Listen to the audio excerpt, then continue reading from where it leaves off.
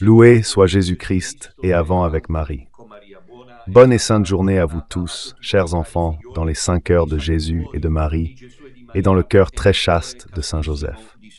Heureux de vous retrouver pour notre rubrique matinale Sainte et Café. Aujourd'hui, nous sommes vendredi 2 mai, premier vendredi du mois dédié à la Vierge Marie, au rosaire et donc journée dédiée au Sacré-Cœur de Jésus.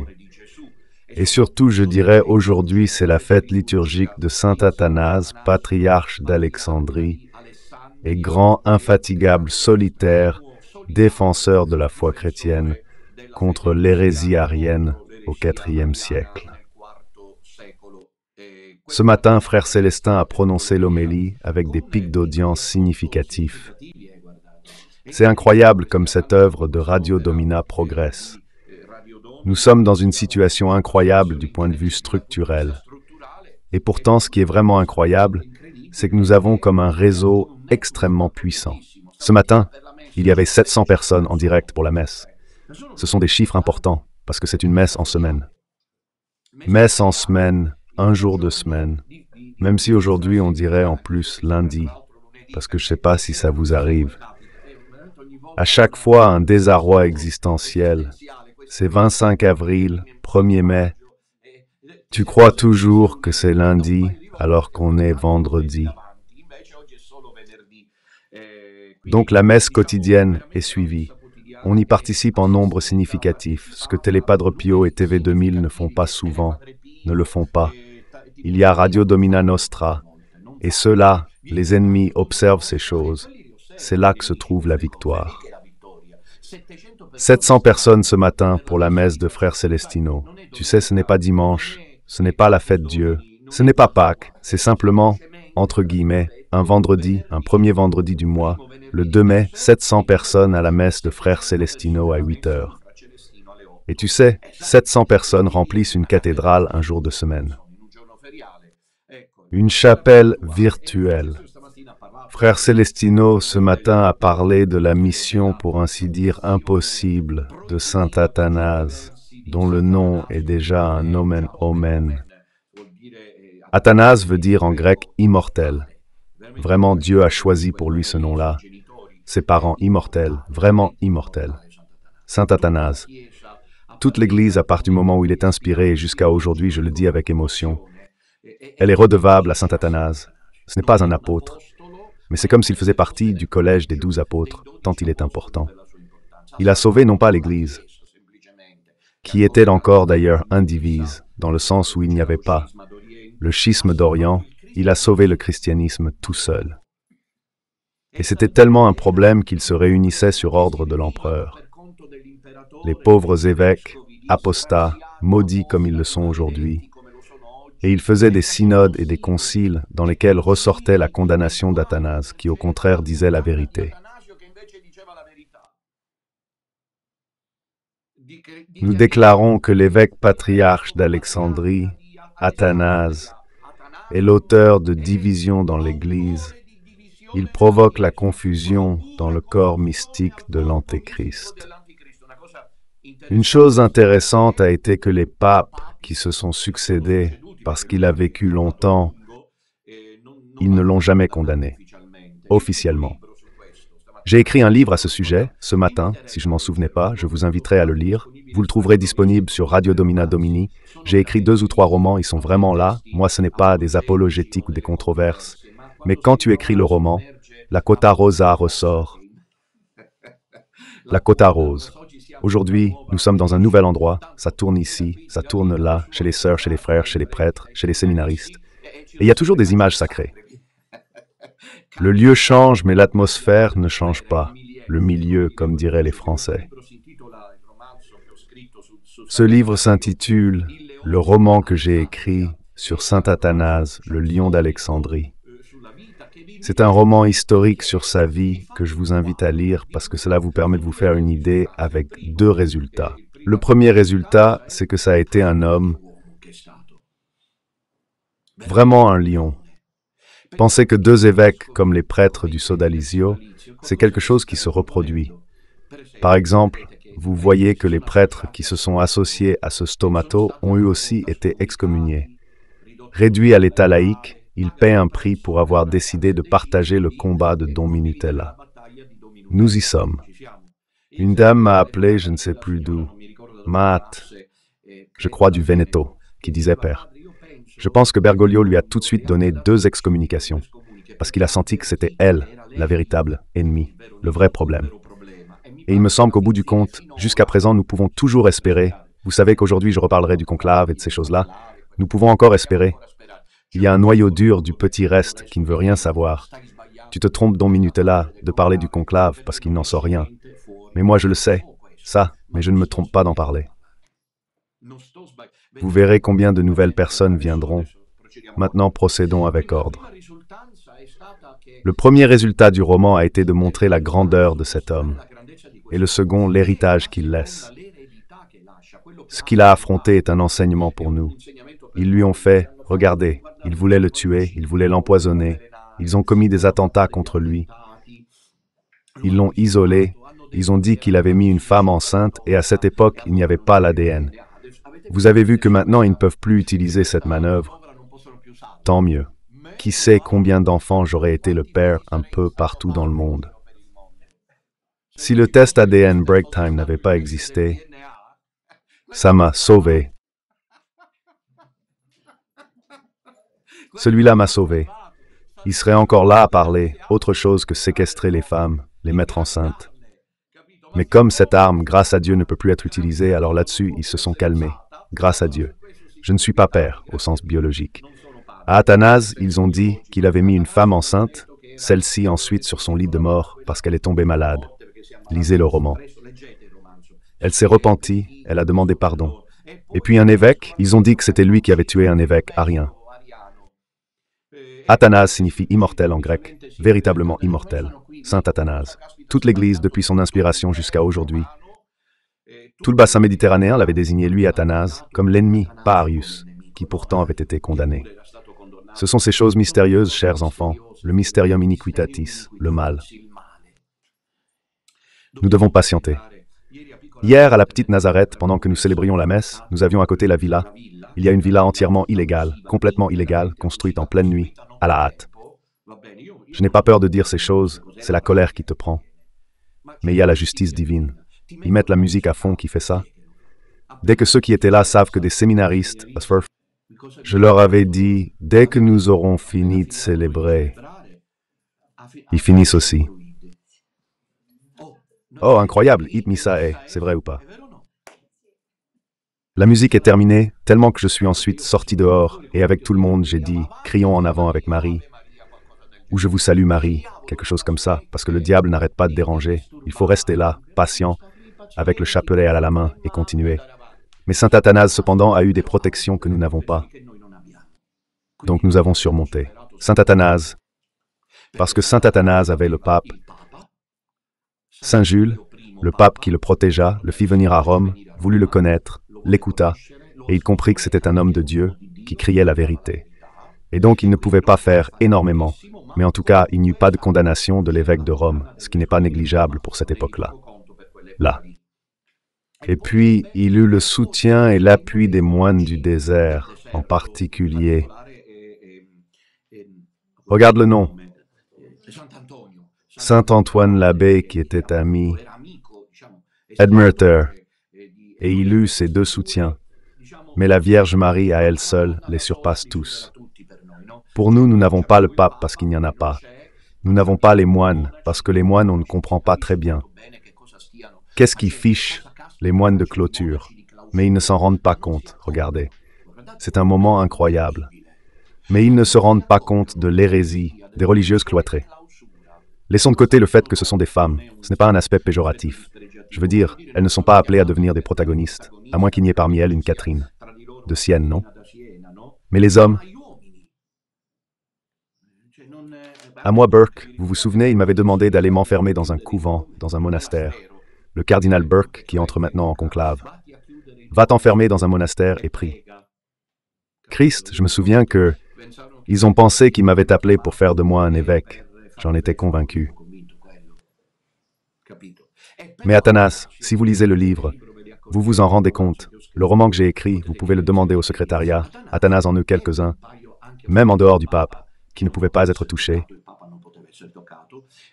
d'évêques qui prirent position avec lui. J'en rappelle deux. Tous les deux sont des saints, l'un pas de façon officielle.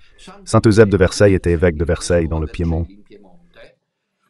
L'autre s'appelle « Ne vous effrayez pas du nom ». À cette époque, on l'utilisait, car le nom en soi n'est pas négatif, c'est le diable qui l'a rendu négatif. Lucifer, ce fut le nom de cet évêque, cela signifie porteur de lumière. Ce matin, Pura Celestino a prêché devant un pic d'audience. Radio Domina progresse, sa structure est incroyable et son réseau reste inouï. Vercelli et Cagliari. Un synode fut réuni pour condamner, comme cela arriva à saint Athanase, et eux deux dirent non.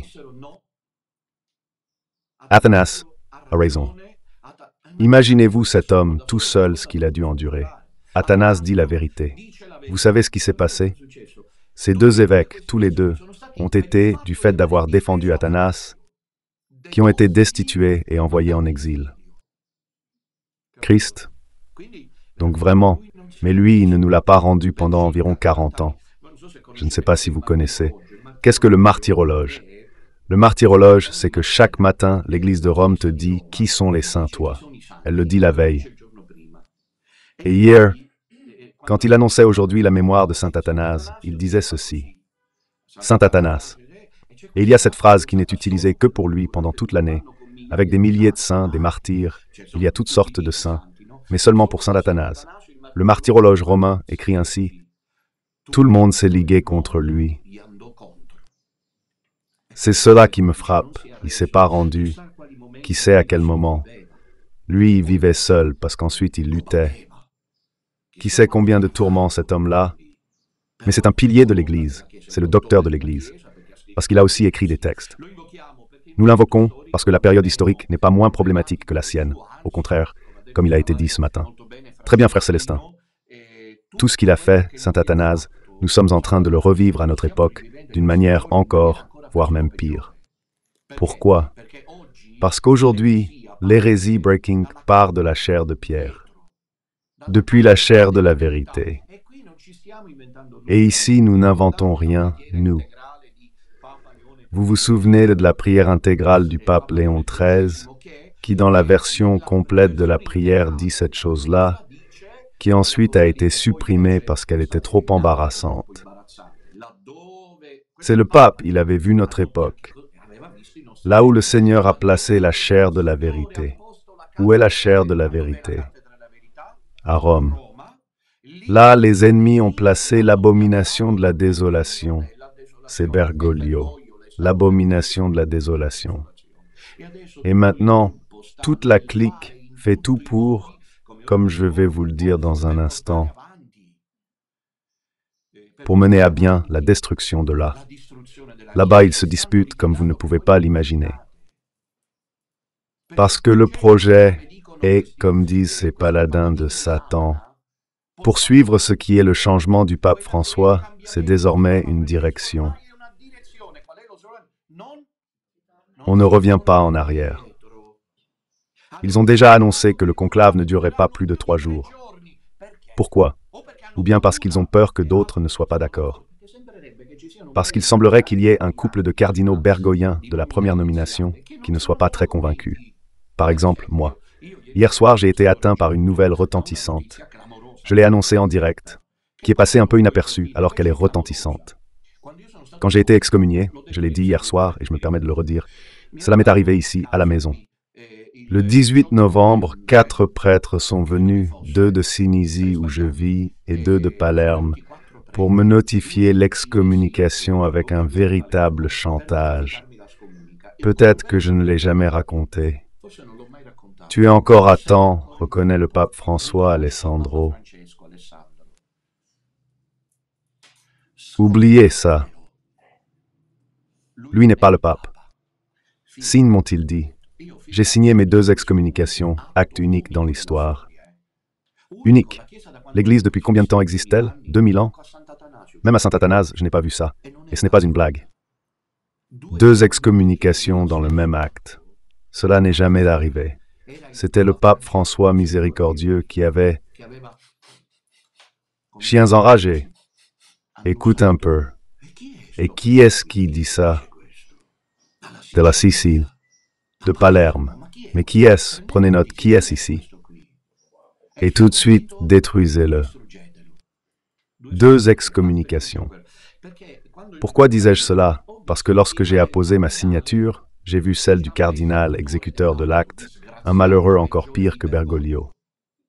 Parce que vous devez savoir que les courtisans flatteurs, les porteurs de serviettes, les lèche-bottes, et je m'arrête là parce que j'ai du respect pour vous, sinon je dirais des gros mots. Ces gens-là qui sont à la cour, ils savaient que c'était un acte injuste, excessif, agressif, sans procès canonique, sans possibilité de justifier les choses que je disais. Mais si moi je dis qu'il y a eu la mafia de Saint-Gall et que j'apporte une documentation, toi Saint-Siège, si tu n'es pas infâme, toi Église de Rome, si tu n'es pas devenu une... Comme l'a dit aujourd'hui Frère Celestino en rappelant ma première déclaration, une prostituée indigne, tu dois accepter la confrontation et tu dois répondre aux choses que je dis. Ce n'est pas comme si j'étais devenu fou, je ne suis pas Luther que j'ai voulu devenir, comme ils l'ont écrit pendant des années dans mon Église. Maintenant, prenez ça. Gardez-vous l'Église des homosexuels, l'Église de la conversion écologique, l'Église de Zuppi, Olerich, etc. De toute façon, la signature était celle du cardinal à ce moment-là, préfet de la congrégation pour le clergé, qui s'appelle Beniamino Stella. J'ai ressenti un instinct de haine, pas envers Bergoglio, mais envers lui. Et c'est comme ça que ça fonctionne. Que le tyran, tu le combats. Mais ce qui te met encore plus en colère, ce sont ceux qui restent à la cour, parce que les tyrans continuent grâce à la cour. Réfléchis-y. Bergoglio a pu lancer le processus de scission de l'Église parce qu'il est un peu, disons comme ça pour dire Lucifer, Satan, et ceux-là sont les légions diaboliques. Parce que sinon, que pouvait-il faire, Bergoglio? Donc Beniamino Stella a signé. Eh bien j'ai dit, premier Seigneur, aide-moi parce que j'éprouve de la haine envers cet homme. Vous savez, ça arrive, nous sommes humains. Il est inutile de le cacher. Il t'arrive parfois d'avoir cet instinct de haine. Mais si tu es de Dieu et que la main de la Vierge est sur ta tête, la Vierge pourvoit tout de suite. Elle t'envoie les anges. Elle le fait tout de suite. Je le vois pour moi, tout de suite. J'ai entendu une voix douce me dire, je crois que c'était Angélique. En son temps, il recevra sa juste récompense. Juste récompense. Maintenant, hier, le cardinal Stella, lors des congrégations plénières, a dit que le pape François a été un problème et ne devrait pas m'écrire. Il ne devrait pas, au minimum, dire que si le pape François a été un problème, il n'a pas été juste de condamner ces prêtres du sodalitium. Donc, comme vous le voyez, la situation est très tendue. Quoi qu'il en soit, revenons à saint Athanase pour conclure la page qui lui est consacrée. Lorsqu'il meurt en réalité, l'arianisme n'a pas été vaincu. Et cette chose m'a toujours frappé. Athanase est mort. Reconstitué, comment dire, il a repris son rôle. Pensez-y, 5 fois 4 ou 5.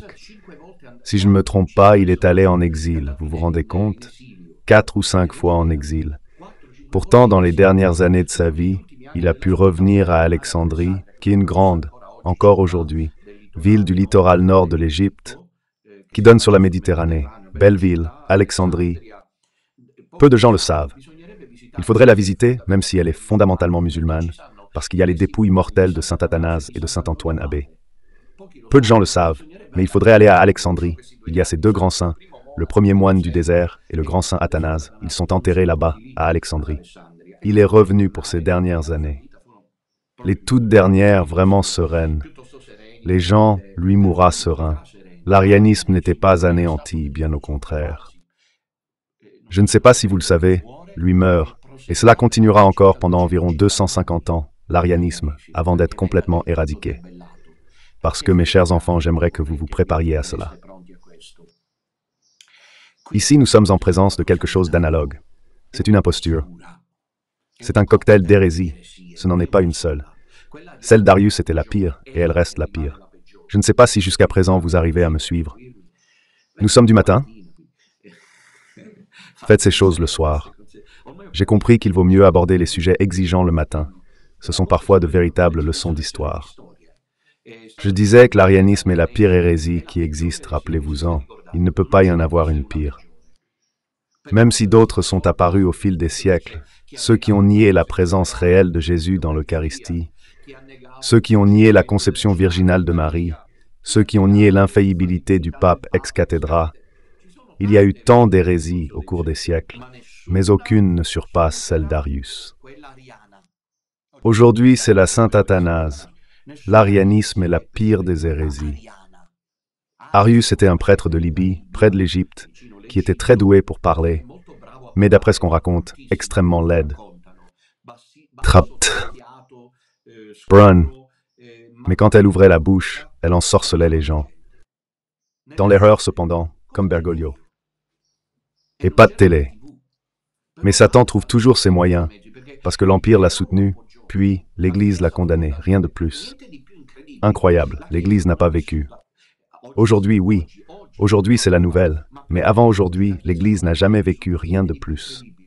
Incroyable. Un concile s'est réuni avec 318 évêques. Le pape ne pouvait pas y aller. Et il a eu tort de ne pas y aller. Dans ce cas-là, il aurait dû y aller.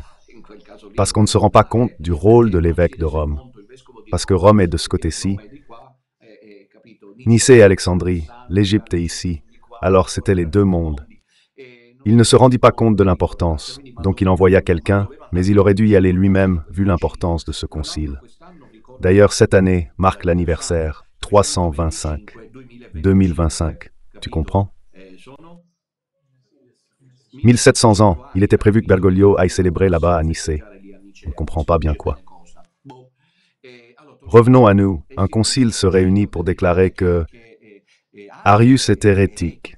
Pourtant, Arius a réussi à se répandre. Alors l'hérésie arienne, puis il mourra de mauvaise façon, lui aussi, et de Bergoglio. Nous ne pourrons jamais savoir pourquoi il est protégé par les secrets du Vatican. Il n'existe aucune réalité des services secrets mondiaux. Mettez-les ensemble. Les secrets, ceux-là, le massacre d'Ustica, comment il a été possible d'organiser l'attentat contre Falcone. Pour parler de la bourse secrète de Borsellino, ces choses-là, non, les histoires d'espionnage. Elles ne sont rien comparées à ce qu'on peut obtenir et faire au Vatican. Comment est mort Bergoglio? À quelle heure est mort Bergoglio? Dieu cependant permet. Les deux médecins ont chacun donné une heure et une version différente. Qui croire? S'ils divergent, l'un ment, voire les deux. Alors comment Bergoglio est-il mort? Comment est-il mort? Pour moi, qui sait comment il est mort? À mon avis, il est mort en criant. Pour moi, il est mort en criant. Revenons-y, Ario meurt, l'hérésie renaît, mais rien n'est plus pernicieux que l'arianisme, qui nie. Je dirais, dans chaque maison, comment ça s'appelle? La colonne porteuse, non? C'est-à-dire, tu peux en enlever d'autres, non? Et ici, nous avons dû arranger, disons, pour les sœurs. Alors, naturellement, et tu peux demander comment arranger, mais le maçon, le chef de chantier. Et alors, je me souviens qu'une fois, il m'a dit, « Regardez, on déplace ceci. » Il m'a regardé, père. « Mais qu'est-ce que vous voulez déplacer ?» Il dit, « Ceci est la poutre maîtresse. Si vous déplacez cela, tout s'effondre. » Vous comprenez? Alors, l'arianisme touche à la poutre maîtresse de notre foi chrétienne. Parce que Jésus-Christ est vraiment Dieu. Il est le Fils de Dieu. Il est coéternel au Père. Il est le Logos. Si j'ai fait les catéchèses sur l'évangile de Jean, ce n'est pas un hasard. Aussi bien les ariens que les néo-ariens, merci, le contestent comme évangile. Trop philosophique, trop hellénistique, pas assez juif. L'évangile de Jean, surtout, dit qu'au commencement était le Verbe. Arius dit que non. Ça n'existe pas depuis toujours, en fait. Il est devenu Dieu, mais il n'est pas Dieu comme le Père. Vous comprenez que si ça avait été vrai, et s'il n'y avait pas eu Athanase, aujourd'hui nous ne serions pas chrétiens. On serait ariens. Athanase signifie immortel en grec, non choisi par Dieu. Saint Athanase, toute l'Église en témoigne, je le dis avec émotion. 30 y a pourvu, d'accord. Donc il n'y a pas de pire. L'hérésie arienne est pourtant celle d'aujourd'hui. C'est une situation certainement pire. Et je vais vous dire pourquoi. Parce que, même si l'arianisme est la pire hérésie, celle d'aujourd'hui est un cocktail d'hérésie parce que c'est l'affrontement final. Le Christ et l'armée de saintes. Je ne sais pas si vous avez déjà vu Le Seigneur des Anneaux, au moins le film. Les orques, les armées de Lucifer se sont toutes rangées parce que c'est l'affrontement final. Armageddon, comme le dit l'Apocalypse. C'est l'affrontement final et alors il y a de tout. La bénédiction des couples homosexuels, la communion aux divorcés remariés, le miséricordisme, pardonner sans obtenir le repentir, tout ce que les femmes à l'autel. Une église de moi ici, ce n'est pas la doctrine qui les intéresse. La doctrine est utilisée par Bergoglio pour construire une autre église. Du jamais vu. La confrontation est terrible, elle est terrible. Eh bien ça, c'était en ce qui concernait Athanase, le grand. Je pense avoir réussi à exprimer sa dimension gigantesque. Et comme tous les évêques étaient là, ils bavardaient, discutaient. Moi, j'imagine cet Athanase qui voyait que l'évêque de, que sais-je, Constantinople, pour citer les grandes villes de l'époque, le patriarche de Jérusalem. Mais il y a eu le concile, tu vois, et à un certain moment, il était jeune. Il n'en pouvait plus, il a rugi, il n'a pas calculé le risque, parce que celui qui aime Dieu ne calcule pas le risque. Ensuite, c'est le Père éternel qui s'en charge, parce qu'il n'est pas mort martyr. S'il l'avait voulu, Dieu lui aurait offert la couronne du martyr. Athanase veut dire immortel, nom que Dieu lui donna. Pour les laïcs, Trump en est la preuve. Il a survécu à un attentat qui aurait tout changé car Dieu voulait qu'il vive. Moi, je ne peux rien. Attention canonisée. J'apporte un fait, il n'est pas mort. Trump, parce que Dieu guide, à plus forte raison, il guide l'histoire de ses paroles. Aujourd'hui, vendredi, je rappelle vite avant de passer au sujet déjà abordé. Entre saints et café, saint d'abord, puis café, ou l'inverse. Et c'est cela, aujourd'hui, nous sommes vendredi, le programme est intense. Donc cet après-midi, à 17h en direct, parce que nous devons prier. Je suis d'accord. Avec les confrères de la confrérie, je confirme ce qu'il a dit. Frère Célestin à la messe, nous ne devons pas seulement bavarder, nous devons prier avant tout, c'est ce qu'il a dit. Intensifier le rosaire, c'est cela que nous devons faire. Nous devons prier, nous devons beaucoup prier pour cette chose ici. Aujourd'hui, à 17h, il y a le deuxième rosaire avec le 4e jour de la neuvaine, d'accord? Le deuxième rosaire avec le 4e jour de la neuvaine, et puis ce soir, à 21h, il y a le 3e rosaire avec les pionniers. Mais le rosaire rapide, parce que je dois faire la catéchèse. Qu'est-ce que je veux dire? Que les litanies et tout le bazar liturgique et spirituel, on le met l'après-midi. Ce soir, les pionniers viennent, mais on fait seulement le rosaire, celui avec les 5 mystères, parce qu'il doit aussi y avoir du temps pour la catéchèse. Je ne sais pas si j'ai réussi à me faire comprendre. Nous sommes en train de nous préparer pour un événement important. J'espère que vous comprenez tous l'importance. Si vous ne la comprenez pas, c'est un problème pour moi. Avant toute chose, c'est-à-dire Milan, 29 juin 2025. Ils sont déjà arrivés en grand nombre, certains différents, plusieurs mécontents venant du centre et du sud, à cause du fait que les vols aériens coûtent trop cher. Et sinon, il doit bien y avoir quelqu'un qui paie, parce que ce n'est pas de ma faute si je le fais à Milan, s'il y a une raison pour laquelle je le fais à Milan. Ce n'est pas comme si je choisissais Milan par caprice, jusqu'à preuve du contraire. Je suis né à Palerme et je suis sicilien. Donc je voudrais dire à mes amis du Sud que je vous comprends. Moi, je vous comprends. Mais si je le fais à Milan, il y a une raison. Toutefois, je veux dire organisez-vous sans bavarder. Pourquoi? Je donne un exemple. 2 personnes, mari et femme de Palerme, m'en ont déjà fait part ce matin. Ils me l'avaient déjà signalé ce matin. Qu'ils ont pris le billet d'avion, ils ont fait un calcul mathématique. Nous voulons y aller, nous nous décidons, et cela fait quelques jours qu'ils y pensent et qu'ils regardent chaque jour. Domini coûte 135 €. Regarde, c'est encore monté aujourd'hui, 140 €. C'est clair que plus tu perds de temps, plus le prix augmente. Si au contraire tu te décides aujourd'hui, frères et sœurs, des Pouilles, de Calabre, de Sicile, de Naples, c'est plus facile, parce qu'ensuite, à partir de Naples vers le nord, on peut venir en train. Nous sommes plus pénalisés, mais venez quand même, faites un sacrifice.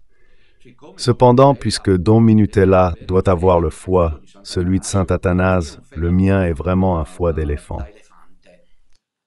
Alors je comprends vos difficultés, Mais qu'est-ce que vous voulez? Que je régionalise les choses maintenant et que je tienne compte des désaccords, des Napolitains contre les Milanais, des Pouilles contre les Piémontais. Ça doit finir comme ça, faisons ainsi. Si vous êtes tous d'accord, cela dépendra des applaudissements. Et ils sont déjà en train de se préparer. Mais qui est là? Mais si je ne l'ai pas dit, mais vous êtes vraiment... vous êtes manipulés. Je vais carrément vous séquestrer, faisons comme ça. Moins de la moitié. Mais que chacun assume ses propres responsabilités. Je parle de ceux qui se sont plaints que c'est à Milan.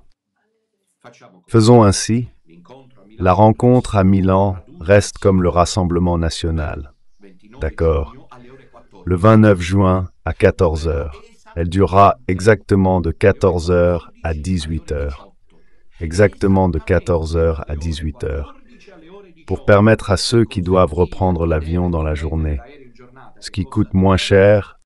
Si la réunion finit à 18 heures, ton vol entre 20 et 22h30, lequel choisis-tu?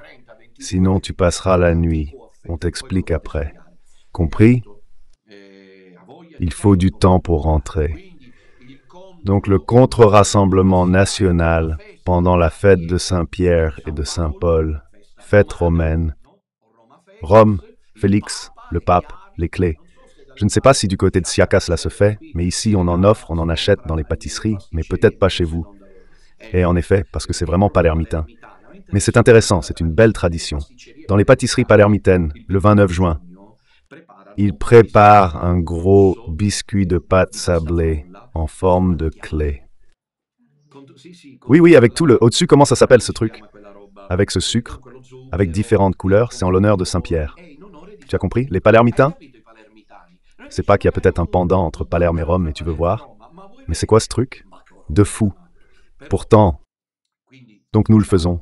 À Milan, le Rassemblement national, il n'y a pas d'autre rassemblement, cependant. Pour ceux qui ne pouvaient pas monter, c'est évident qu'ensuite on se verra, parce qu'on organise des rencontres locales. Donc on peut en organiser un à Rome, je viens à Rome et on le fait à Rome. Mais ceux de la Calabre ou des Pouilles ne viendront pas non plus. Parce que ça coûte quand même. Je me trompe? Payer coûte moins cher. Et alors pour ceux qui ne peuvent pas dépenser, pensez un peu, 150 €. Et il ne peut en dépenser. 60-70. Christ, quel calcul je dois faire? Mais comment ça se fait que je ne grille pas? Je ne sais pas, moi non plus. Alors faisons comme ça, faisons Milan, et puis sa succursale suivante, on la fait à Rome ou à Naples. Mais si vous me le permettez, je dois dire une chose, parce qu'après il y a toujours moins de monde dans le sud. Quelqu'un peut me le dire? Je ne le comprends pas pourquoi. Pourquoi à partir de Rome vers le nord, il y a plus de conscience, il y a plus de réponses, il y a plus de cohésion. En Vénétie, n'en parlons même pas. Au Piémont, ils sont en train de bouger de manière incroyable. Et par contre, de Naples, vers le sud, moi je suis sicilien. Si j'étais de Milan, je ne dirais pas ces choses, parce que ça semblerait être une attaque. Mais puisque je suis de Palerme, je peux parler parce que je parle de ce que je vis. Alors on le fait dans le sud, ça suffit. Je veux m'arrêter là. D'accord, on le fait. Au centre-sud, une rencontre pour ceux qui ne peuvent pas monter à Milan, parce que si on y pense aujourd'hui, je ne veux pas regarder dans les poches de qui que ce soit. Pour l'amour du ciel, mais les restaurants sont pleins même en semaine, je ne sais pas. Moi, les autres partent pour le carnaval à Nice. Moi, j'ai vu, je ne sais pas combien d'Italiens, de Siciliens, à l'hôtel où je dormais. Ils venaient de Licata, de Sciacca, d'Agrigente, pour faire le carnaval à Nice, en France.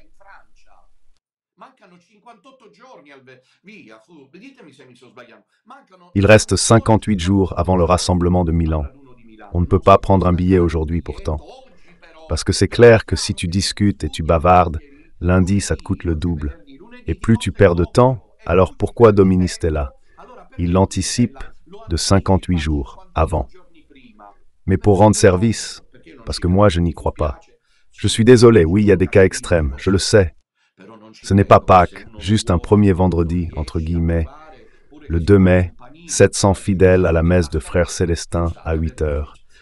Et tu sais, remplir une cathédrale en semaine, ça impressionne. Pour le 28 juin, 29 juin, cela peut déjà coûter aujourd'hui. Déjà aujourd'hui, c'est 160-170 €, d'accord? Parce que tu mets un peu de côté chaque jour, si ton mari, ta femme, tes enfants sont d'accord. Et puis qu'est-ce que tu dois payer en plus? Bon, t'apportes ton sandwich, tu t'achètes une orangeade, une bière, un Coca-Cola, le délicieux café, et éventuellement aussi le passage du car, que si le minibus vous coûte trop cher, à part le fait que Milan est très bien desservi. Je peaufine mon discours, mais c'est décisif. Je ne veux pas avoir raison, je réfléchis avec vous. Enfin, au maximum, mais vraiment au maximum. Pas plus de 200 €. Pour vraiment être. C'est vraiment impossible. Je parle pour les Siciliens, du sacrifice de ces prêtres, de cette situation si solennelle, du fait qu'il est élu, qui poursuit la direction de Bergoglio, du fait que les jeux sont clos avec eux et que maintenant c'est nous. Es-tu vraiment sûr que toi de Trapani, tu as décidé de ne pas venir parce que ça coûte 200 €? Alors tout n'a pas été compris. Voilà, on me montre 152 €,53 centimes aller-retour, tu as compris? Allez, vas-y. 152 € jusqu'à maintenant. Impossible. J'en ai presque les larmes aux yeux, parce qu'on dirait que nous faisons les sacrifices et que vous ne voulez pas les faire. Je n'arrive pas à croire qu'on ne puisse pas investir, toute la famille ne peut pas venir. Mais tu sais, si depuis la Sicile, dans le sud, ils commencent à s'organiser, un par famille, nous pouvons être même 5000 et battre le record de tous les rassemblements. Ça n'a sans doute pas été compris. Ça me désole, au lieu de consacrer mon temps sacré-saint à la doctrine, la catéchèse et l'info, je le passe à des détails techniques. J'ai pourtant raison. J'ai break time point raison. Parce que ça coûte aujourd'hui 152 €. Tu sors d'ici, dès que Santi et Café se terminent, vous sortez de la maison et vous allez acheter le billet. Mais il a raison. Ceux-là ont posé la robe. Je fais un prêt de 100 €. Je demande de l'aide aux voisins, à l'ami, aux parents. Mais moi, je dois aller à Milan, je dois lever le drapeau, je dois crier la vérité. Tout le monde doit voir que nous sommes avec Don Minutella, que c'est ça la foi catholique. Pourquoi à Milan? 152 € aller-retour aujourd'hui, demain ça coûte plus cher, après-demain ça coûtera encore plus cher. Mais vous voyez que les bavards, ceux qui ne mettent même pas un like, ils seront là à discuter. Ça coûte trop cher, le père ne se rend pas compte. Moi je ne me rends pas compte. Puis on ferme la page. On passe encore à l'épisode d'aujourd'hui qui est en train de finir. Nous avons dit l'essentiel. Cela pourrait déjà suffire ainsi. Mais je dois ajouter quelque chose. Le titre d'aujourd'hui est « Condamner Bergoglio est une priorité ». Ils interrompent à nouveau les travaux, les congrégations plénières ont repris. Aujourd'hui, nous ne sommes qu'au 2, 3, 4, 5, 6. Ils ont 5 jours. Encore les cardinaux qui restent là à discuter. J'ai déjà dit ces jours-ci, et je pense que vous l'avez compris, que les congrégations plénières, c'est-à-dire ce rassemblement avant le conclave, sont plus importantes que le conclave lui-même. Merci. Le pape est choisi pendant les congrégations. Le conclave n'est qu'un aspect célébratif, agréable, parce que c'est la fumée, elle est noire, elle est blanche, elle est grise. Le pape, nous avons le pape. Non, elle est noire. Elle est noire. Il y a toutes les télévisions du monde. C'est tout un aspect comme Buckingham Palace avec la reine Elisabeth quand elle est morte, et ensuite c'est devenu le roi Paul III. C'est ça, c'est l'aspect. Vous me comprenez? C'est l'aspect célébratif. Mais cela entre en conclave, à part quelques occasions, déjà avec cela, conscient de qui doit être le faiseur de roi, le joueur final, le joueur de hasard, le spoiler-man, le pari sur l'as qui rafle tout. Donc ils sont en train de le choisir ces jours-ci. Ça ne fait aucun doute. Et pourtant, je dois vous dire d'être attentif, parce que même si j'ai dû insister pour que vous veniez à Milan, mon premier engagement en ce moment, depuis la mort de Bergoglio, comme vous pouvez le constater dans les catéchèses, c'est d'approfondir, d'étudier, pour vous tenir autant que possible impliqué. Donc je fais très attention, puis moi je suis quelqu'un, grâce à Dieu, à qui le Seigneur a donné beaucoup de qualités. Intellectuel, de flair, c'est-à-dire que j'ai une capacité de compréhension des choses fulgurantes. Cela m'a créé à une ou deux reprises des problèmes avec les professeurs à l'école. En tout cas, j'ai déjà compris une chose. Ce soir, je vais montrer une vidéo du père Antonio Spadaro, invité du salon de Corrado Oggias. Pour ceux qui ne le sauraient pas, le père Antonio Spadaro est un jésuite, un des Yasmines de Bergoglio, et Corrado Oggias est un des pontificaux laïcs. Merci. Plus que nonagénaire, il est très heureux du pape François. Ceux-ci maintenant le pleurent et sont inquiets. Ce soir, je vais vous le montrer, histoire que vous saisissiez mon propos. Le père Spadaro, ces derniers jours, a accordé une interview à Repubblica, le quotidien, évidemment, celui bien connu, dans laquelle il disait que le pape François avait donné une indication. L'indication est devenue direction. Vous comprenez? Parce que les jésuites parlent ainsi, mais il faut les comprendre. Si je te donne une indication, une chose, et je te dis que pour aller là-bas, tu dois prendre l'eau et tu dois faire ceci. Ensuite, tu peux décider. La direction signifie que tu es déjà en train de la suivre. Alors, le père Spadaro lançait un message en disant « On ne revient pas en arrière ». C'est le slogan qui circule. On ne revient pas en arrière. Le successeur doit être François II ou Jean 23-24, ou bien parce qu'ils sont malins, les tactiques maçonniques. Préparez-vous. J'essaierai de vous aider. Je vais essayer d'aider. Il pourrait aussi s'appeler Jean-Paul III, et je vais vous dire pourquoi. Jean-Paul II a été très aimé par le peuple. Mais le cardinal Dziwisz, qui a été son secrétaire pendant les 3 années, a été capable de dire à pape François, tout de suite saint comme mon Jean-Paul. C'est une tactique. Non, faites confiance à Stanislas et moi. Il y a quelques témoins qui le savent. J'ai été voir Monseigneur Langa, l'évêque qui dit que Bergoglio n'est pas pape en Pologne. Et il m'a dit certaines choses, et moi j'en avais douté, parce que j'ai toujours été comme ça. Et puis par la suite, j'ai découvert qu'il avait raison à propos de Dziwisz. Tu sais, Jésus avait le collège apostolique, et je m'arrête là. La passion a été possible parce que l'un des 12 l'a trahi pour 30 pièces d'argent. L'affirmation de Dziwisz est extrêmement grave, mais elle peut être décisive. Parce que si quelqu'un apparaît qui s'appelle François II, Jean 24, il est clair pour tout le monde que la direction à tout prix doit être celle-là. Mais s'il s'appelle Jean-Paul III, les unacum, les indécis, ils disent non. Peut-être alors veut-il être modéré, que cette avancée du pape François n'est pas celle qu'il veut poursuivre. Ce sera un pape du peuple, dévot à la Vierge, dévot à l'Eucharistie. Vous comprenez? Restez vigilants, parce que le nom est décisif. Hier, je vous ai montré, c'était hier, 1er mai, oui, je crois que oui, le matin, une contribution de 2 cardinaux latino-américains qui sont en train de faire la différence. Ce matin, je lisais qu'un cardinal d'Amérique latine a dit que l'Europe n'existe plus et que l'Italie n'existe plus. Il existe le tiers-monde, l'Amérique latine, l'Asie, l'Afrique. Non, il n'a pas mentionné l'Afrique, parce que l'Afrique existe comme tiers-monde. Mais ils sont tous anti-bergois, parce que les Africains, vous le savez, quand est sorti l'autre, celle sur les gays, comment ça s'appelle? Fiducia, supplicant. Ils ont dit qu'ici, on n'en discute pas en Afrique, on n'en discute pas. En Afrique, on ne bénit pas les homosexuels. Mais ce cardinal a dit que l'Italie n'est pas au centre pour indiquer qu'ils veulent être décisifs. Qui sait ce qui est en train de se passer là-dedans, pendant que nous sommes ici à parler, et que parle là-dedans? Paul VI et les cardinaux. Alors, allons droit au but. Et ce cardinal, vous vous souvenez, hier, il disait, l'un des 2 cardinaux latino-américains, il disait comme ça, « Il manque le nom et l'identité, mais la direction, vous voyez que les mots reviennent, la direction est déjà indiquée. À propos de l'élu, il manque le nom et l'identité, c'est-à-dire qui cela doit être, parce que le programme prévoit qu'on continue avec ce que voulait le pape François.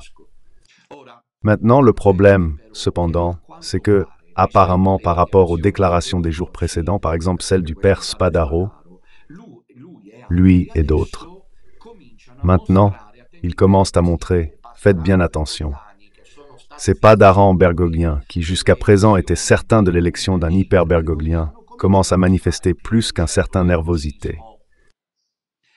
Et ils sont en train de changer imperceptiblement de registre communicatif. Je donne des exemples, puis j'explique mon avis. Parce que le père Spadaro, comme nous le verrons ce soir, en intervenant dans le salon de Corrado Augias, il dit ça, le conclave a deux possibilités. Faites de Saint Athanase, avec le père Spadaro lui-même, vous vous souvenez?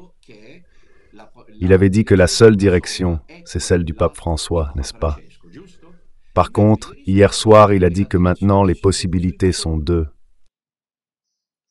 Désormais, deux directions, alors qu'il assurait dans Republica qu'il n'y en aurait qu'une, qu'il admet aujourd'hui.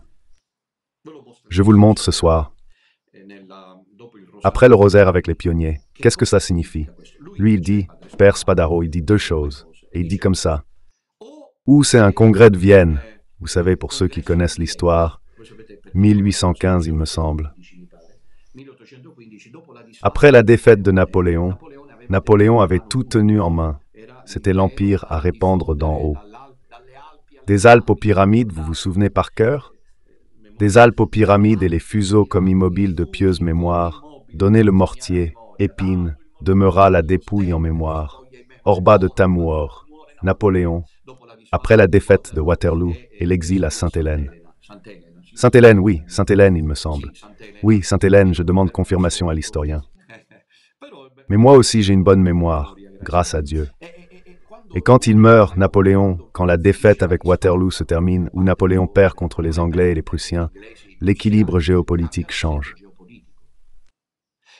C'est pourquoi, au Congrès de Vienne, les puissants de l'époque décident de restaurer ce qui existait auparavant. Vous me suivez?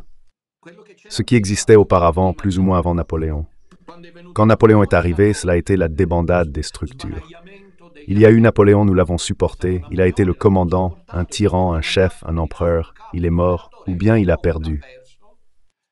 Maintenant, nous remettons en place ce qu'il y avait auparavant. Étonnant, non, que ce soit le père Spadaro. Il est en train de dire que le concile, le prochain conclave du 7 mai, pourrait être, a-t-il dit, une reprise du congrès de Vienne, c'est-à-dire Bergoglio est mort, on revient comme avant.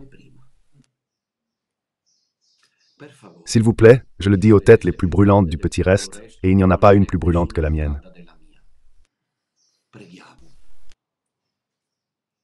Parce que Dieu n'a pas à venir demander la permission, ni à Don Minutella, ni à Frère Celestino, ni à Don Enrico, pour ne citer que trois noms. Il aurait peut-être décidé que la mort de Bergoglio suffirait. La fausse Église meurt. Bien sûr, il faudra résoudre cela. Le problème de la validité du conclave, mais s'ils entrent en conclave, des cardinaux d'avant Bergoglio, parce qu'eux devraient faire cela, ça n'arrivera pas. Parce que je vois que déjà quelqu'un... Absolument, cela n'arrivera pas. Mais que cette attente de notre part est en train de mettre en déroute nos ennemis. Ils espéraient qu'on continuerait notre chemin, mais non. L'Église nous appartient, Rome est à nous. À ceux qui sont restés avec la foi apostolique, pas aux apostats, unacumes, qui ont suivi Bergoglio, le pape François. Rome est à nous. Nous pouvons donc espérer. Mais que le père Antonio Spadaro dise que les possibilités maintenant sont deux, c'est-à-dire soit le congrès de Vienne, donc un retour en arrière, soit aller de l'avant sur la voie du pape François. Mais comment? Il y a quelques jours à peine, tu disais qu'il ne peut y avoir qu'une seule direction, celle du pape François. Maintenant, hier soir, il a dit à Corrado Augias, lors d'une émission télévisée sur le siège, les possibilités sont deux, et il a cité le congrès de Vienne.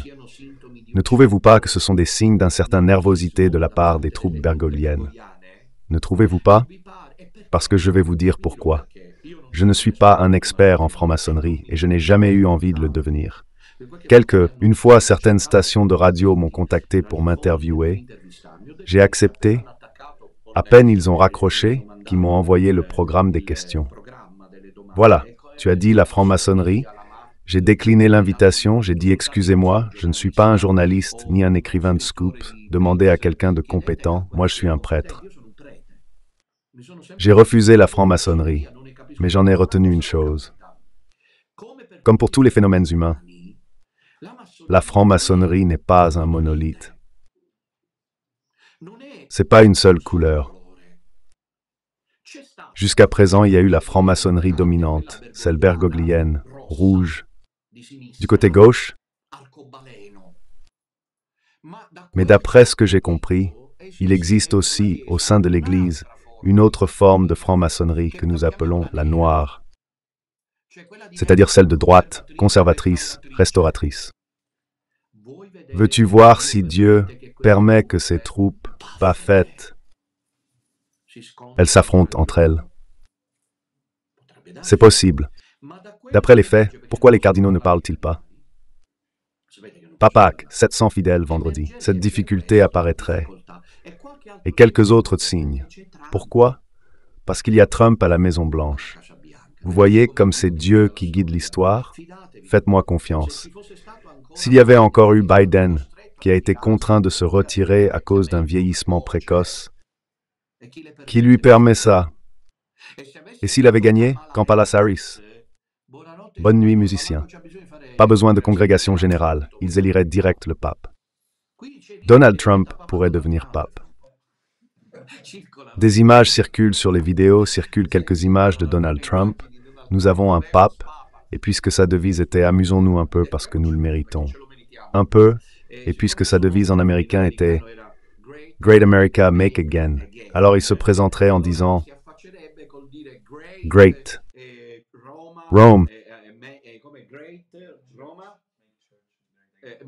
make church again, great again ». C'est-à-dire que lui, son slogan, c'était « Rendre l'Amérique à nouveau grande » et il devient pape pour rendre Rome, l'Église, à nouveau grande. Alors tout cela, c'est une façon de dire que il y a la pression constante sur l'administration américaine. Mais selon vous, pourquoi Trump est-il venu à Rome pour les funérailles? Sa femme fêtait son anniversaire, il a décidé en un clin d'œil d'y aller. Il est clair que Bergoglio ne le voulait pas. Trump, vous le savez. Il s'est déjà disputé auparavant. Regardez la photo quand il le reçoit. Regardez Bergoglio quand il reçoit Napoléon, quand il reçoit Emma Beniamino, quand il reçoit... Regardez la photo d'il y a quelques années, quand à Rome a reçu Donald Trump. Regardez le visage de Bergoglio et vous comprendrez tout. Pourquoi est-il allé à Rome, Trump? Pourquoi a-t-il rencontré Zelensky à l'intérieur de la basilique, dans l'une des chapelles latérales, qui, si je ne me trompe pas, est l'une des plus importantes? Pourquoi? Selon vous, pourquoi? Pour deux raisons. Premièrement, je suis ici. 7 sens en direct pour la messe. Parce que l'Amérique, parce que l'Église, dernièrement avec Parolin, s'était tournée vers le monde oriental, donc la Chine, les accords avec Pékin. Trump ne veut pas cela. Ne soyez pas surpris, je sais que vous me regardez comme ça. Depuis toujours. Mais vraiment depuis toujours, lorsque les cardinaux ont dû se réunir.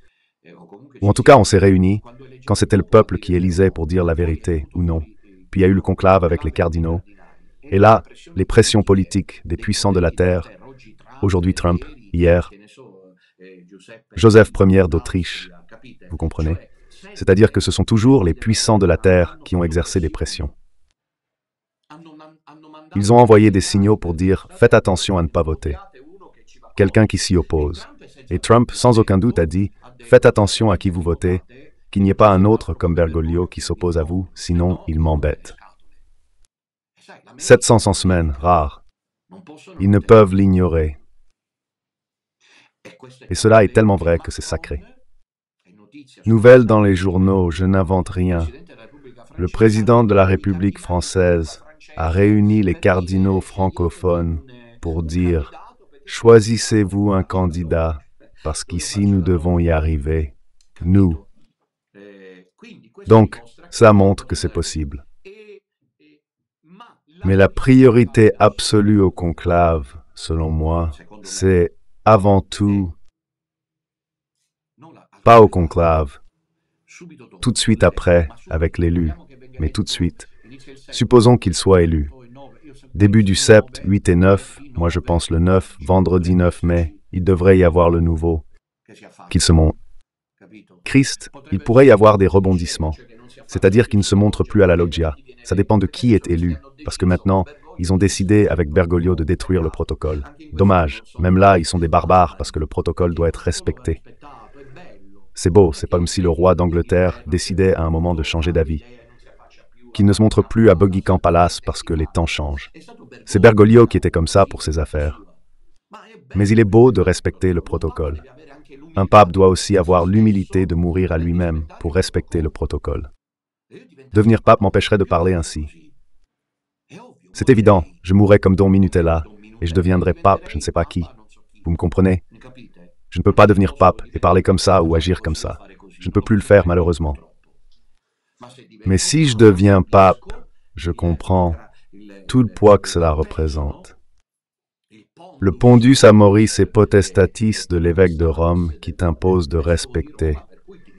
Il faut des chaussures couleur acajou, celles qui ont une signification, et tu les mets. Tu vois? Il faut l'anneau du pêcheur qui a une certaine élégance. Et tu le mets, tu ne peux pas décider toi-même de mettre des chaussures trouées, parce que c'est un acte de présomption. Tu as accepté de devenir pape, alors respecte les règles. Tu peux changer quelque chose, mais pas la substance.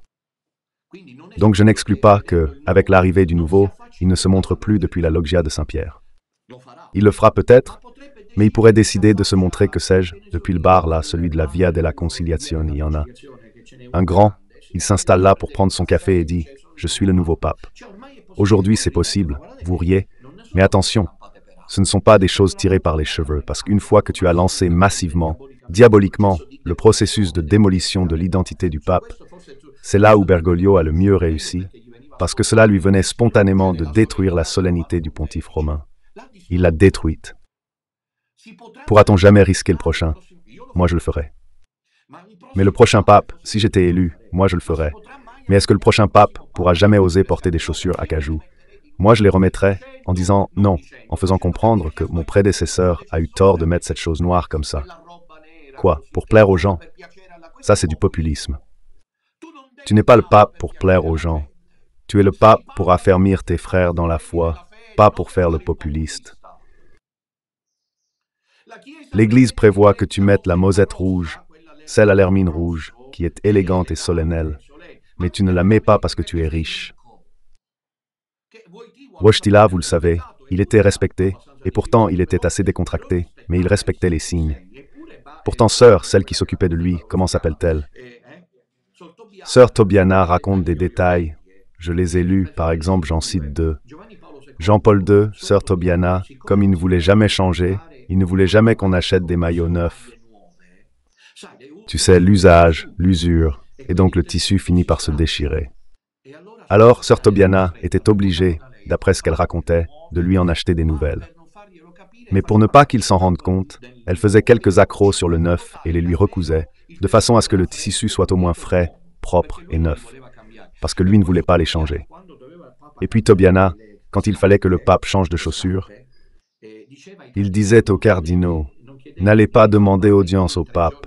Pendant 3 jours, il portait malgré la douleur ses chaussures neuves. Quel caprice! Et le prochain pape, va-t-il troquer la soutane blanche contre un clergyman? » La solennité du pontife romain est terminée. Compris? L'écharpe. Pourquoi n'y en a-t-il pas eu? Pourquoi n'y avait-il pas les armoiries des clés sur l'écharpe de Bergoglio?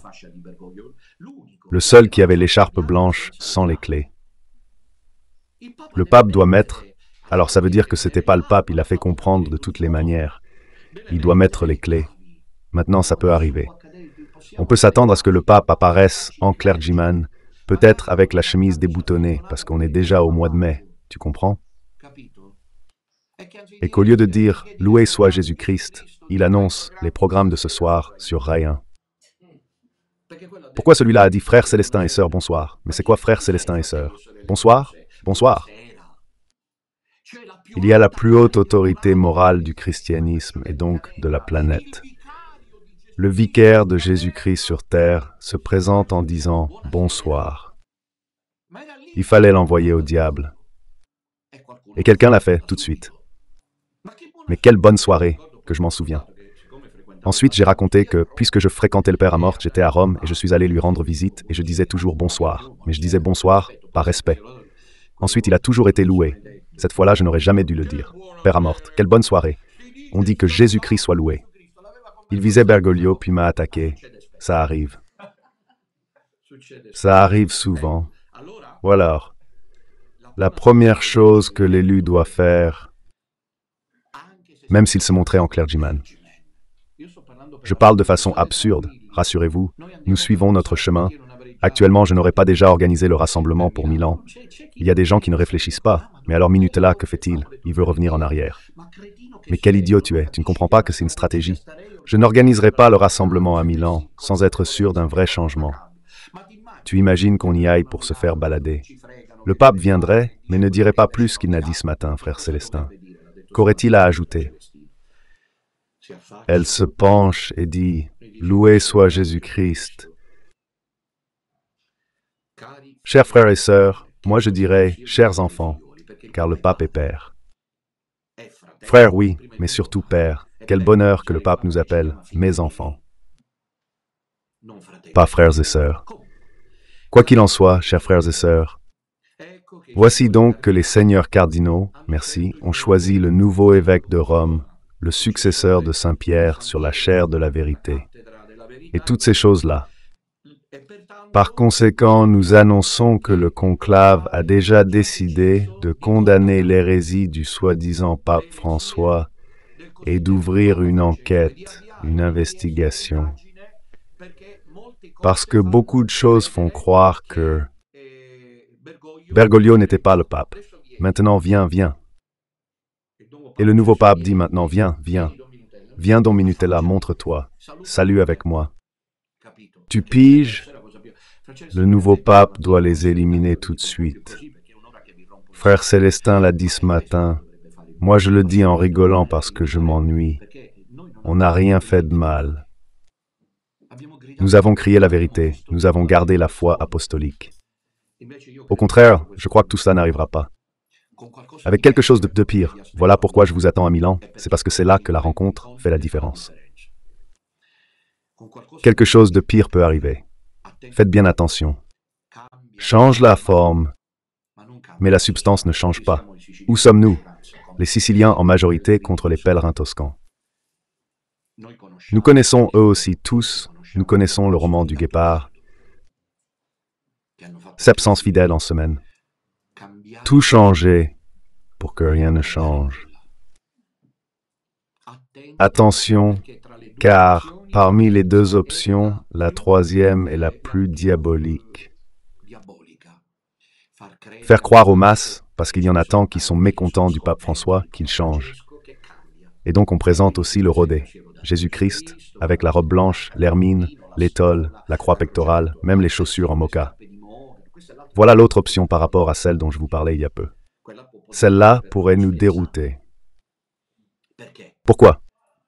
Parce qu'il dira, supposons, après la mort du pape François, déconcertant non pas pour nous, après la mort du pape François, notre tâche est maintenant d'avancer tous ensemble.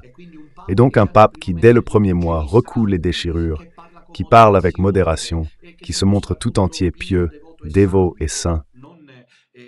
Dans ce cas-là, moi je préfère le style de Bergoglio, qui était raffiné dans, disons, la disharmonie. Il est vraiment disharmonieux par antonomase. Et ce n'est pas tout. Déjà avant, en fauteuil roulant, c'était comme ça. Cela devient plus dangereux, parce qu'il y aura beaucoup de ce petit reste qui pourront tomber dans le piège. Ah, mais tu as vu? Il ne commence déjà pas à le dire maintenant. Mais imagine quand tu sors, vu qu'il pointe le bout de son nez et il commence à te dire « Tu as vu ?» Enfin, les choses ont changé. Si vous suivez quelqu'un qui vous a fait sortir de l'église. Mais ce pape, vous voyez, il n'est pas comme Bergoglio. Maintenant, il est bon. Maintenant, il est gentil. Maintenant, il est saint. Regarde quel style modéré il a. Il n'a pas les tons du pape François, mais c'est là que réside la tromperie. Parce que la forme ne touche pas à la substance. S'il ne condamne pas Bergoglio, s'il ne dit pas que Bergoglio était un apostat hérétique, s'il ne dit pas que Bergoglio n'était pas le pape. Merci. Même s'il se lève de terre, parce qu'il pourrait aussi arriver comme dernier pape, Antonio. Même s'il se lève de terre. Et quand il bénit, il y a des gens qui se lèvent de leur fauteuil roulant ou qui retrouvent la vue. Place Saint-Pierre. Ne vous fiez pas à la condition. Une seule qui condamne tout de suite les hérésies. Et pourquoi, et je conclus, mes chers, allons maintenant à la conclusion. Je vous invite à venir à Rome tous, mais vraiment tous. À Milan, tu vois, ce n'est pas moi, mais ceux qui ont râlé et m'ont laissé passer. Je vous invite à venir à Milan. Je dois vous dire une dernière chose. Nous devons être prêts à toute éventualité, parce qu'ici, il peut arriver, en un instant, une catastrophe. Par exemple, supposons, excusez-moi, un dernier aparté avant de conclure, j'étais en train de l'oublier. Supposons que les cardinaux, Bergoglio étant majoritaire, décident de s'en moquer, mettons, de la pression exercée sur Trump, et ils élisent un hyper-bergoglien. Vous voyez, ça dure, car Trump est un shérif. Le cardinal qui a présidé les funérailles de Bergoglio lors de l'homélie, devant Trump, il a dit « Mais nous continuerons à défendre les immigrés ». Et il a cité non seulement Lampedusa, mais aussi les États-Unis et le Mexique. C'était une gifle pour Trump, ça. C'était une gifle pour Trump. Trump acceptera-t-il que cela arrive, qu'un hyper-bergoglien l'emporte? Mais alors, si cela arrive, tout peut arriver.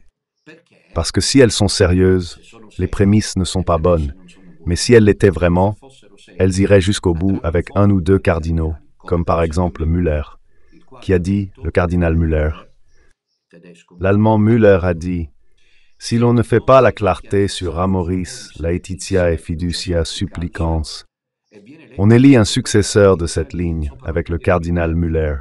Un schisme éclate. » Je n'y crois pas. Le schisme est là et c'est Bergoglio qui l'a provoqué. Ils doivent le déclarer. Et puis, il y a d'autres déclarations vraiment surprenantes. Par exemple, ce matin, j'en ai reçu une assez intéressante. La voici d'ailleurs, par exemple, sur HuffPost, est paru un article intitulé ainsi « Me lo ha dato Don Enrico ». Et je le remercie.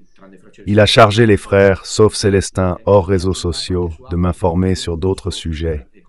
Je ne peux tout suivre, surtout le mariage des prêtres et évêques. Même les femmes. Savez-vous qui dit ça? Quelqu'un du conclave. Le luxembourgeois Hollerich. Celui qui dit que puisque le premier chapitre de la lettre aux Romains condamne l'homosexualité, ceux-là sont diaboliques.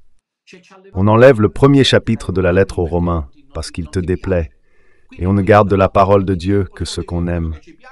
Pas très sain. N'est-ce pas Satan qui veut cela? Mais c'est l'article. Hollerich, le Sud-Africain, ce sont des cardinaux, ceux-là Borsellino, le Tongien Maria, la patrouille des Brésiliens, et puis évidemment l'Italien Zuppi, celui de Bologne qui est papabile. Chez Porporati, on ne se contente pas d'ouvrir l'église comme Bergoglio, on vise plus loin. On n'avance pas en arrière. Il faut l'ouvrir grand aux homosexuels et aux transsexuels, au sacerdoce féminin et à la possibilité pour les prêtres de se marier. Voilà, c'était l'annonce de Hollerich qui entrera en conclave et que certains considèrent aussi comme papabile. Conclusion. La conclusion est celle-ci, mes chers. Et il y a nous qui devrions nous voir à Milan le 29 juin. Comment ça s'est passé jusqu'ici? Jusqu'ici, c'est incroyable. Saint Athanase, patriarche et défenseur de la foi. Pourquoi est-ce incroyable? Parce qu'en revenant à Saint Athanase, et j'ai lu certaines choses écrites par le cardinal John Henry Newman, je l'ai dans ma bibliothèque, il raconte qu'à leur grande surprise, Saint Athanase et ensuite d'autres pères de l'Église voyaient l'arrivée. Nous sommes en l'an 300 après Jésus-Christ. Ce n'est pas, time, un reproche. Fidèles, nous sommes en l'an 300 après Jésus-Christ. On se déplaçait avec des chevaux et des carrosses. Non? Une fois arrivé à Alexandrie, où il prêchait contre l'arianisme, contre l'hérésie, et Saint Athanase, il voit arriver des gens du sud de l'Égypte. Ils avaient voyagé 2 jours. Et Saint Athanase, un homme de Dieu, est fait ainsi. Alors il dit, il pourvoit. Ils doivent se reposer. Préparez-vous à manger. Comment faisait-il? Beaucoup. Et le chef de groupe a dit, Père à Saint Athanase, nous sommes venus parce que depuis longtemps, nous avons écouté ton appel à ne pas aller aux messes avec les Ariens. Et comme nous avions besoin de Jésus Eucharistie et de la bénédiction apostolique, nous avons fait ce voyage. Nous nous voyons à la messe, nous recevons la bénédiction et ensuite nous rentrons. Nous l'avons fait pour cette époque, Fès. 2 nuits de voyage et on ne vient pas à Milan parce que c'est loin. Vous n'avez rien compris. Vous n'avez pas compris l'acte apocalyptique de Milan le 29 juin. Et cela me fait de la peine. Cela me fait de la peine parce qu'ensuite le diable te dit, tu vois pourquoi tu te donnes tout ce mal. Tu as perdu l'habit, tu mènes une vie où ils peuvent t'éliminer à n'importe quel moment. Comment vis-tu? Et puis cela te critique parce que tu fais la rencontre à Milan. 150 € depuis Palerme. Depuis Palerme, 150 €. Parce que peut-être depuis Naples ou depuis Cagliari, je ne sais pas. Ou de Bari. Frac Celestino a rassemblé 700 fidèles. Je crois que le carburant influe sur le coût aérien. Je pense que les discours que je dois faire... Je suis désolé, je suis déçu par vous, je m'inquiète. Je vais rester seul. À la longue, s'il y a ceux qui se sont plaints, parce que la rencontre se fait à Milan et non à Rome, je suis déçu. On n'a pas compris l'appel. On n'a pas compris qu'il faudrait venir aussi à cheval, ou, comme on dit en sicilien, aussi carriadu, pour être là. C'est pas grave, la Vierge Marie y pourvoira. Je vais faire un prêt, comme si je devais me faire une prothèse dentaire. Il faut que j'y aille, ils doivent tout voir. Maintenant qu'ils ont fait leur manœuvre, que nous sommes là, que c'est ici que ça se joue, c'est ici que je voulais conclure. Aujourd'hui, j'ai pris un peu plus de temps, mais c'était nécessaire. Parce que les jours maintenant, ayez de la patience, supportez-moi. Ensuite, je vais faire une sorte de pause. Après l'élection du nouveau, patience. Je fais ma part, débrouillez-vous. Ceux qui veulent écouter, écoutent. Retrouvons-nous à Milan. Qui sommes-nous? Parce que selon moi, on n'a pas vraiment compris jusqu'au bout. Moi, j'entre dans le petit reste. Toi, tu es une crétine. Si tu parles comme ça et que tu donnes de la force aux ennemis, toi, tu n'entres nulle part. Tu dois dire que tu n'es jamais sorti de l'Église catholique. Ce n'est pas que tu es entré dans le petit reste. Vous m'avez jamais entendu dire « entrer dans le petit reste ». On n'entre vraiment nulle part. Au contraire, on en sort. Et tant pis s'ils sont sortis par millions. On arrive à 4 actes. C'est pas grave. Je l'ai toujours dit, moi, ça ne m'intéresse pas de rester seul. Parce que, quand je parle de fausse église, j'en parle surtout en tant que théologien, puis j'ai l'élocution, Jésus, la Vierge, ça me réconforte. Ce n'est pas que je peux le cacher, au nez et à la barbe de tous mes ennemis, dont je me fiche éperdument. Je ne peux pas le cacher, maintenant plus que jamais, mais je n'en parle pas. Je n'ai pas seulement le témoignage, oui, j'ai un soutien qui me vient d'en haut, mais c'est normal. Je dirais que c'est évident, parce que grâce à la gratis data, et parce que pour chaque mission, Dieu donne la petite grâce d'état. Donc j'ai eu un soutien, surtout dans les moments où j'étais seul, et où j'ai été seul, qui venait d'en haut. Cela c'est venu après, parce que moi, même si j'avais pas eu ce soutien, peut-être que j'aurais arrêté plus tôt, mais j'avais bien compris que c'était pas l'Église catholique. Et qui sommes-nous? J'entre dans le petit reste. Je suis sorti du petit reste. Je suis sorti parce que le Père Faret ne crie pas. Donc je suis sorti du petit reste et j'y suis rentré. Mais quelle personne avons-nous eu parmi nous? Le peuple. Que l'on acclame le peuple. Oklos en grec, c'est un mot négatif dans les évangiles, car c'est l'oklos qui crie « crucifie-le » après avoir mangé les 5 pains multipliés. Certains d'entre eux, c'est ce que dit Mariavati, torta. Beaucoup de bénéficiaires criaient « obsession »,« possédé »,« la foule est dangereuse ». Je suis sorti du petit reste. Pourquoi es-tu sorti du petit reste? Parce que le Père Faret ne crie pas, dont Minutella crie. Et donc moi, c'est plus agréable, Père Faret, puis aussi ça, en tout cas, c'est plus agréable. Je ne sais pas. Bon, plus agréable, Père Faret. Bon, garde-le, tu es sorti du petit reste, j'ai rien compris. Rome Sacré-Cœur et Saint-Athanase. Je sors du petit reste parce que je ne m'y sens plus bien, parce que je me suis disputé, et donc je pars. On n'a rien compris. Petit reste, c'est une façon de parler de ce qui subsiste de la foi apostolique.